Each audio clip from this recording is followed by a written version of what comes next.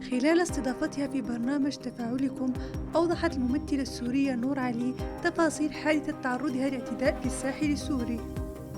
أكدت أنها شاركت المقطع المصور من داخل سوريا، وليس كما ادعى البعض بأنها كانت في لبنان، بهدف إيصال ما يحدث إلى الجهات الرسمية لإيجاد حل. أشارت إلى أن ما حدث معها ليس حالة فردية، بل هناك اعتداءات وتجاوزات عديدة تحدث ضد المدنيين من قبل بعض الفصائل غير المعروفة.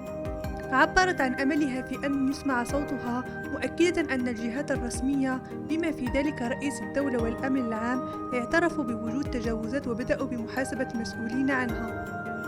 كما شددت على ضرورة محاسبة أي جهة تحمل السلاح خارج إطار الدولة، معبرة عن تأثرها العميق بما يحدث، خاصة بعد فترة من الهدوء والسلام دامت 90 يوما، حيث كانت متفائلة بتحسن الأوضاع، لكن رؤية هذه التجاوزات كانت صادمة ومؤلمة بالنسبة لها.